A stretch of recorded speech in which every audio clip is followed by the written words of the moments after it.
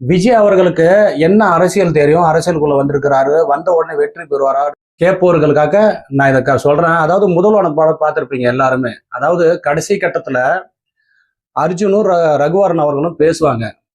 அந்த பேசும்போது ரகுவரன் சொல்லுவாரு, உனக்கு அரசியல் என்னப்பா தெரியும்? எனக்கு 20 வருஷம் அனுபவம் இருக்குது, 20-30 வருஷம் அனுபவம் இருக்கும் அப்படின்னு சொல்லுவாரு. அதுல அர்ஜுன் அவர்கள் சொல்லுவாரு, உங்க கூட போராடி போராடி, அதாவது 20-30 வருஷம் அனுபவம், அது கூட ஒரு வருஷம் உங்க கூட போராடி போராடி அது கூட ஒண்ணு சேர்த்துக்குங்க, இல்ல 21 இல்ல 31 வருஷம் அனுபவம் எனக்கும் இருக்குது அப்படின்னு சொல்லுவாரு. அதாவது அனுபவம் முக்கியம் கிடையாதுங்க, மக்களுக்கு நல்லது செய்யணும்ன்ற எண்ணம் இருந்தா போதும். அவங்க கண்டிப்பா சொல்றாங்க, மேல இருக்கவங்க கை கொடுப்பான், அவங்க வெற்றி பெறுவாங்க.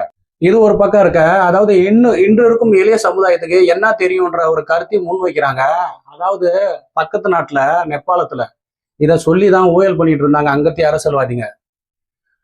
கிட்டத்தட்ட 48 மணி நேரத்துல அங்க இருக்க அரசை தூக்கி தூர போட்டாங்க. அங்க இருக்கும் எளிய சமுதாயம், ஜென்ஜின்ற எளிய சமுதாயம். சாதாரணமா இட போடாதீங்க இன்று இருக்கும் இளைய சமுதாயத்தை. வெறும் ரீல்ஸ் போடுறாங்க, வீடியோ போடுறாங்க அப்படின்றத நினைச்சு சாதாரணமா இட போடாதீங்க. நினைச்சாங்கன்னா ஆட்சியை தூக்கி தூர போடுற அளவுக்கு சக்தி இன்று இருக்கும் இளைய சமுதாயத்துக்கு இருக்குது. அதனால வெறும் ரசிகரை வச்சு இவர் வெற்றி பெற்றுவாரா, 26 தேர்தலை எப்படி சந்திச்சிருப்பாரு, எப்படி வெற்றி பெறுவாரு அப்படின்னு சொல்லிட்டு கருத்து வைக்கிறதெல்லாம் விட்டுட்டு இருக்கிற ஒரு ஆரோக்கியமான அரசியலை முன்னெடுத்து வைங்க, ஆரோக்கியமான கருத்தை முன்வைங்க, 4 பேத்துக்கு நல்லது நடக்கணுன்ற கருத்தை முன்வைங்க. எப்ப பார்த்தாலும் ஒரு விரோதமாவே கருத்து வைக்க வேண்டியது. கிட்டத்தட்ட 50 ஆண்டுகளுக்கு மேல திராவிட கட்சி தமிழ்நாட்டை ஆண்டுகிட்டு இருக்கிறாங்க. ஏன் ஒரு மாற்று இருக்கக்கூடாதுன்னு யாரும் நினைக்க மாட்டாங்களா?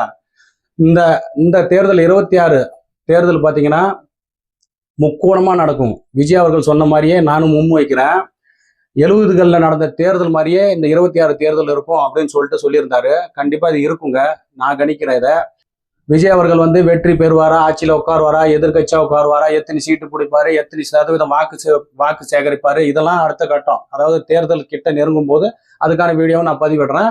ஆனா இப்ப சொல்றது அவரோட அரசியல் பயணங்கள் எப்படி இருக்கும் அப்படின்ற கருத்தை தான் நான் இந்த வீடியோ மூலயமா சொல்லிக்கிட்டு வரேன்.